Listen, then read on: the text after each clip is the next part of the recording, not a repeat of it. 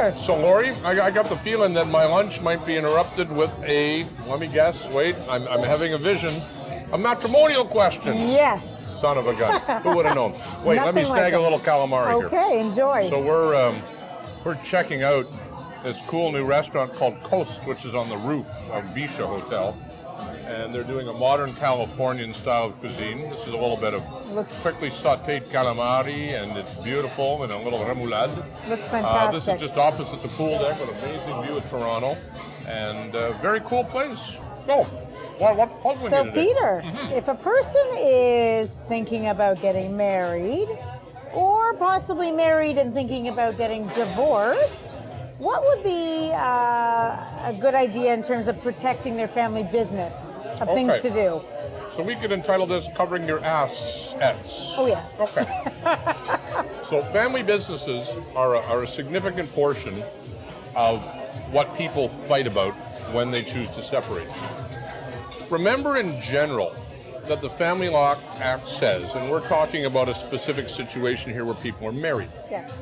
So on the day you get married, and anybody under 35, forgive me for this cryptic comment, you take a Polaroid snapshot of what you own, and absent one exception, what you own on the day you marry and what it's worth is yours. You get to keep it. You don't split it up.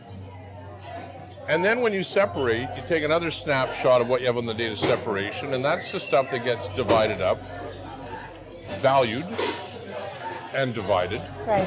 minus what you had on the day you went in. So family businesses tend to be things that are developing, they're in transition. Right. They're going to hopefully grow over time. Yeah. So even though you get to keep what it was worth on the day you married, you're going to split what it was worth on the day you separated, minus what it was worth. So imagine if you were Mr. Zuckerberg, for example, and you got married before Facebook was quite launched, it was just developmental, but you separated after it was the thing on the planet. Yeah. Boy, thank you very much. Beautiful. Boy, would there be stuff to divide.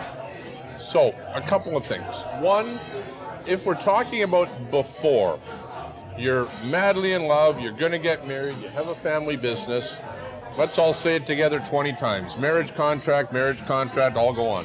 You need a marriage contract. Right. No, it's not romantic. No, it's hard to say, I absolutely adore you, but please sign here in triplicate, please, and go see your own lawyer. Yeah. But otherwise, if you do not exclude that asset, even with what I just said about keeping what it's worth on the day you marry versus what it's worth on the day you separate, a number of things will happen that you will not like.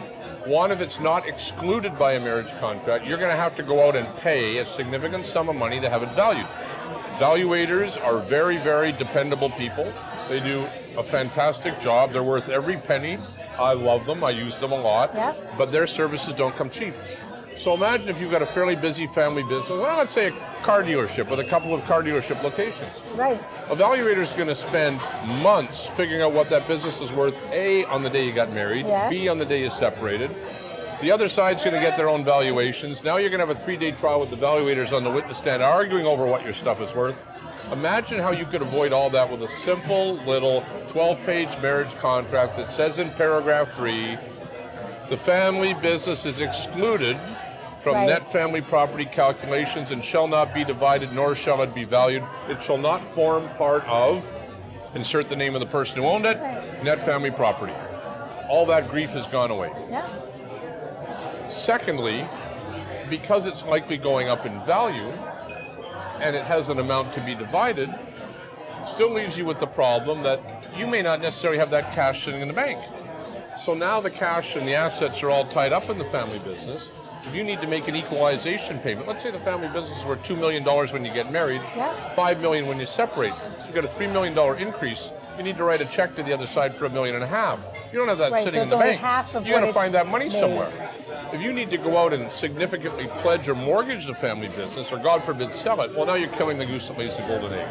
So again, marriage contract, it's very, very, very important.